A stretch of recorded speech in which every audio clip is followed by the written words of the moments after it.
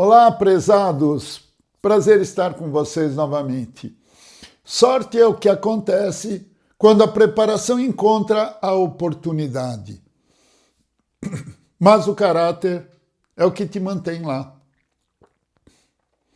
Você pode ter o melhor currículo do mundo, mas se não souber conectar com quem está do outro lado da mesa, você é apenas um técnico. Oprah Winfrey provou que a vulnerabilidade, quando bem gerida, é a ferramenta de negócios mais poderosa do planeta. Se esse conteúdo te serve, deixa o like, dedinho não dói e se inscreve no canal. Nos ajuda a continuar. No final eu te entrego a mentoria, táticas, estratégias, conselhos práticos e a verdade nua e crua que poucos te falam. Meu nome é Mário Farini e vamos ao caso de hoje. Oprah não teve um início difícil. Ela teve um início improvável. Criada em uma fazenda no Mississippi, usando sacos de batata como roupa, ela enfrentou abusos e perdas que destruiriam a maioria das pessoas. Mas ela possuía uma voz. Aos 19 anos já era a primeira mulher negra a ancorar notícias em Nashville. O mercado havia como uma anomalia, uma distorção em uma indústria branca e masculina, mas ela estava apenas começando a desenhar seu próprio mapa. Aqui vamos dar enfoque maior no erro de Baltimore.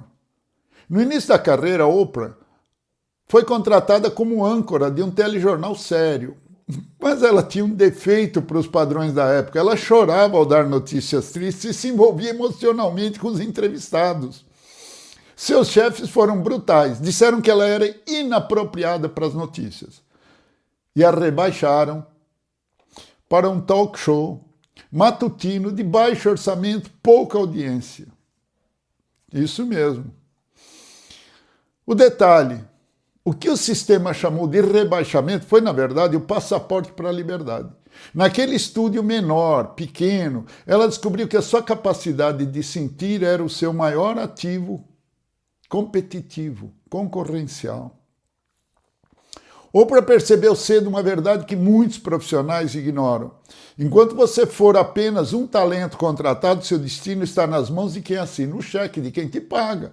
Em 1986, quando seu programa começou a explodir em audiência, ela não pediu apenas um aumento de salário. Ela fez algo impensável que chocou a indústria. Ela fundou sua empresa, a Harpo Productions. A gestão do poder. Ela se tornou a primeira mulher na história a produzir e apresentar seu próprio talk show. Isso não foi por ego, foi por estratégia de ativos. Ao ser dona da produção, ela detinha os direitos de imagem, o controle do conteúdo e a palavra final sobre os anunciantes. Percebe? A diva da TV transformou sua marca em um selo de ouro, o chamado efeito Oprah. Era capaz de levar a audiência, empresas à falência ou ao topo em 24 horas. Se ela indicava um livro, ela virava best-seller. Se ela apoiava uma causa, o mundo olhava. Hoje, com uma fortuna de quase 3 bilhões de dólares, ela transita entre a filantropia e a influência política, com a autoridade de quem nunca deixou que um diretor de Baltimore definisse o tamanho da sua alma. Ela não apenas mudou a TV, ela comprou o jogo. Táticas, práticas, estratégias. Vulnerabilidade como autoridade.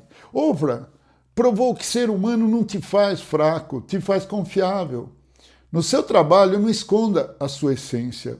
Use sua perspectiva única para resolver problemas que a frieza técnica não consegue enxergar.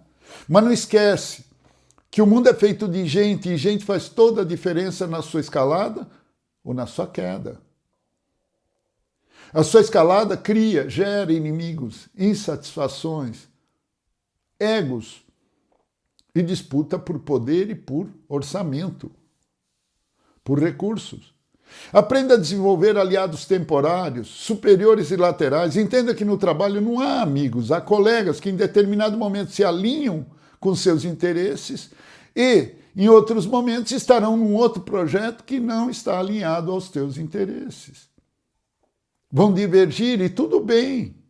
É assim mesmo que funciona. Pessoas e áreas disputam orçamento, recursos, projetos, objetivos que nem sempre são de parceria entre todas as áreas, mas quase sempre são concorrentes. É parte do jogo, do negócio. Propriedade é liberdade. O grande salto de Ofra foi de apresentadora para dona de produtora. Sempre que puder, lute para ser dono de uma parte do projeto, da ideia ou da marca. Se você apresenta um projeto para a direção e ele é aprovado, se coloque como responsável, se não de todo o projeto, mas de parte dele. Seja o gestor do projeto em algum ponto. Ou alguém tomará esse papel. Quem possui o ativo dita as regras do jogo. A escutativa como diferencial de mercado. Eu já falei disso num outro programa. Escutativa é entender o que o outro diz, mas não só ouvir as palavras e entender as palavras. Entender o porquê, qual o objetivo, aonde ele quer chegar, por que ele pensa dessa maneira, qual foi a construção de vida, de história, para ele atingir um ponto, a abordar um assunto daquela maneira com você. E ouvir, escutativa, quer dizer calar. Calar o cérebro. Totalmente. Não pensar na resposta, não pensar na abordagem seguinte. Ouvir, calar e, no momento seguinte, sair com uma colocação simples, prática, aprendida, decorada, ensaiada. Decorada não, mas ensaiada, treinada. Deixe-me ver se eu entendi. O que você está me dizendo é isto, isto e aquilo? Está correta a minha forma de ouvir, de entender o que você está dizendo? Você objetiva isto e aquilo outro, desce daquela maneira? Porque aí você ganha confirmação dele. E nesse meio tempo, sim, você pensa no próximo passo que esteja compreensível com a linguagem dele, adequada.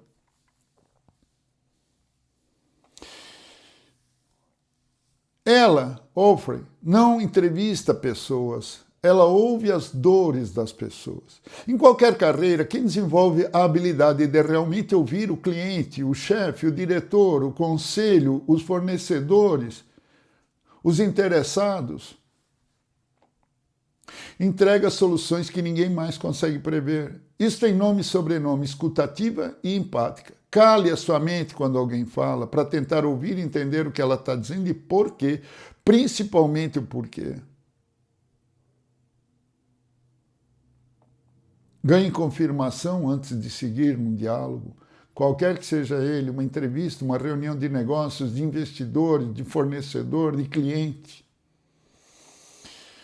A mentoria aplicada à carreira não se diminua para caber em lugares pequenos. Se o ambiente diz que você é demais, você é muito emocional, é muito ambicioso, é muito rápido, é muito ligeiro, talvez o ambiente seja pequeno, não você.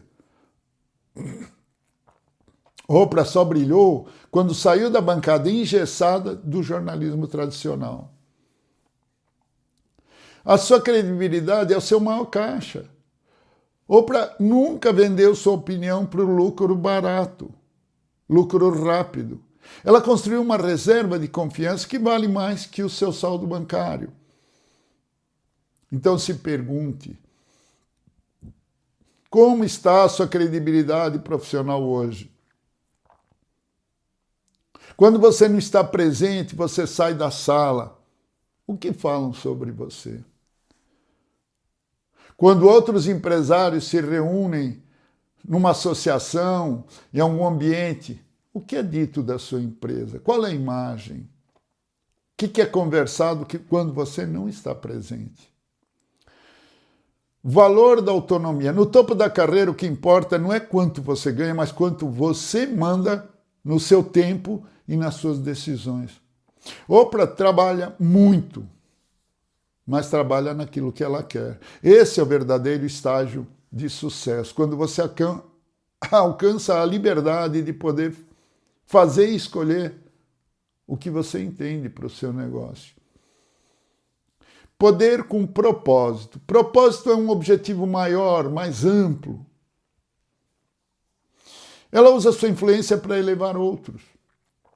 Na carreira, quanto mais você ajuda as pessoas a subir, mais sólido fica o seu lugar no topo. Eu já falei disso num outro programa, o puxa-saco estratégico. Aquele que defende o chefe, aquele que insinua, que influencia, que passa material, que protege. Com o tempo ele se torna indispensável para o chefe e empurra o chefe para cima. E o chefe leva junto, porque é um conjunto. Um intui o outro, dá insights para o outro, ajuda a defender, ajuda antes de uma reunião a colocar algum ponto que não estava sendo visto, que era de cuidado, que o chefe deveria tomar. Sim, é possível se tornar quase indispensável. E essas pessoas têm muito valor para a organização, para um chefe, para a carreira. Quando ele sobe, você sobe junto. Perguntas diretas: como saber se eu devo empreender ou ser funcionário? Se você tem uma visão que ninguém entende e suporta o risco da solidão por muitos anos, empreenda. Mas não pode ser só um ideal. Você tem que analisar, criticar, se aprofundar, estudar, criticar o seu projeto, ver se ele é viável. Se ele não for viável no papel, ele não será viável na prática.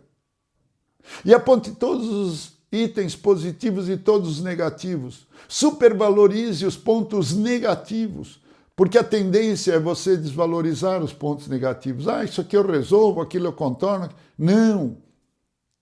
E ampliem muito o orçamento inicial. Muita coisa acaba não planejada, não prevista.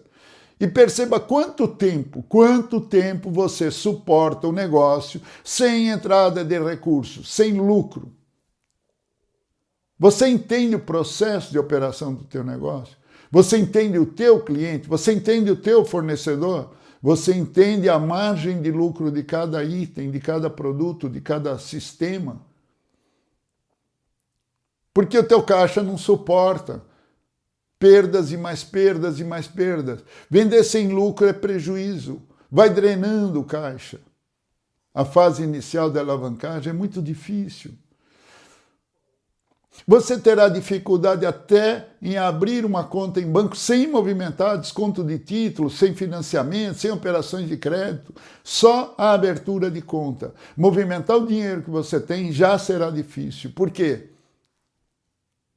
Porque bancos, sistemas de crédito, duvidam de empresas bebê, de empresas adolescentes. Os primeiros 5 anos, a infância, é difícil de ser superada. A mortalidade é muito grande dessas empresas. Daí o cuidado que o sistema financeiro tem. Não é por maldade. E cuidado com os juros. Cuidado com financiadores externos. Às vezes você paga muito alto o preço de existir. Demonstrar emoção no trabalho não me prejudica? Emoção sem competência, sem apresentar resultado, é desespero. Eu diria o contrário: aprenda as suas emoções. Aprenda a dar nome às suas emoções, aos seus sentimentos. O que é raiva, o que é descontrole, o que é o ego, o que você está sentindo. Aprenda a sentir o teu corpo, aprenda a dar nome às tuas emoções, aprenda a controlar. Não quer dizer ser falso, não quer dizer destruir tuas emoções. Quer dizer aprender a fazê-las calar quando não é um momento conveniente. E a emoção não ajuda, não contribui em nada. A raiva pode ser um grande motivador, pode ser uma fonte de energia estupenda quando é direcionada para algum objetivo. A raiva não destrói aquele a quem você envia a raiva, destrói você internamente. Dá nome às suas emoções, se conhecer e aprender o controle das emoções. Aprender aqui, treinando, a repassar o que você pretende, quando necessário. Emoção com entrega de resultado é conexão. Mas há que ter controle. Qual a intensidade de emoção demonstrada em cada situação? Senão vira ingenuidade. Vira principiante que ganhou o primeiro jogo. Festeja demais, muito mais do que vale. Seja competente primeiro, humano sempre. Humano com os outros. Humano com os mais humildes. Com os que sabem menos que você.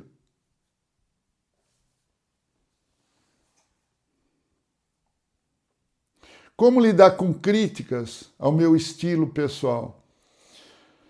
É só analisar o resultado. Se o seu estilo traz resultados que a média não traz, ignore a média e foque no topo. Se o seu estilo afronta, é agressivo, não transmite quem você é, você tem que mudar de estilo. Estilo, comportamento, atitude, são vistos pelo hábito que você veste. Sabe o monge que veste aquele ele é daquela ordem. Sabe o soldado romano, uniforme? Sabe o cônsul romano, uniforme? As cores o identificam. O elmo, o escudo, aquilo que você mostra. Aquilo que é visto do seu corpo, a maior parte, porque o que sobra é o rosto e as mãos, eventualmente. O teu estilo é aquilo que você mostra, é a tua atitude, é o teu comportamento, é como você trata os superiores, é como você trata os subordinados, os iguais, os inferiores a você em conhecimento, em função. O que separa o sucesso da lenda? O sucesso é o que você faz para você. A lenda é o que você deixa para os outros. Você se torna lenda à medida que algum aspecto daquilo que você deixa é lembrado. Daí ser lendário.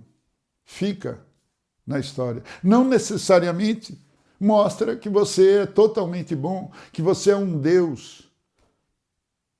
Você simplesmente deixa algo de diferente que marca a história dos outros, mais do que a sua própria. Oprah é uma lenda porque ela mudou a vida de quem a assiste. De muitos, influenciou muitos. Nesse sentido, ela é única. A verdade nua, crua, despudorada, desavergonhada, sem vergonha mesmo, que poucos te contam, é que o mundo tentou colocar Oprah em uma caixa, com rótulo, com identidade e sobrenome. Ela é pobre, ela é negra, ela é emocional. E ela veio de uma miséria extrema e transformou um ponto que era forte nela, a sua voz. E depois ela deu identidade para essa voz. E depois ela passou a escutar os outros e entender os outros e o que era importante nos outros. Isso é escutativa aplicada para um objetivo.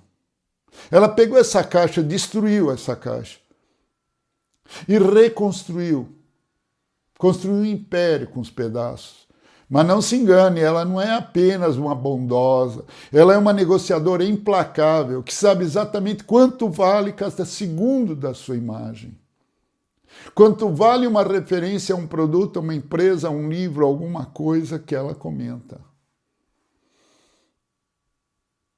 No mundo das lendas, nesse universo encantado onde chegam esses gênios poderosos, semideuses, a bondade é o seu propósito, mas a gestão de ferro é o que garante que o propósito sobreviva. Aprenda a entender, a se compreender, a entender os outros e a perceber o campo de batalha corporativo dos negócios, das empresas, dos concorrentes, do meio onde você convive, a maior parte do seu dia.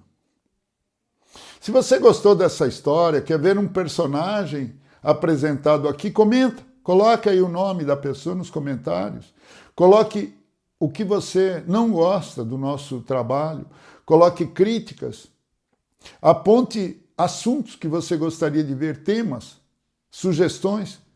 E se você tem, ou viveu, ou conheceu uma história real e quer vê-la contada aqui, escreve aí nos comentários ou manda para o nosso e-mail. A gente adapta, muda os nomes, muda a empresa, muda todos os personagens, adapta a história para um objetivo nosso, que é orientação de carreira, de estratégias, de objetivos, respostas a perguntas. Envie por e-mail para abdgmeta@gmail.com. abdgmeta, tudo junto. abdgmeta@gmail.com. E um ótimo dia a vocês. Uma ótima noite. Aproveite a vida. Aproveite o dia. Um abraço e até um novo caso de amanhã.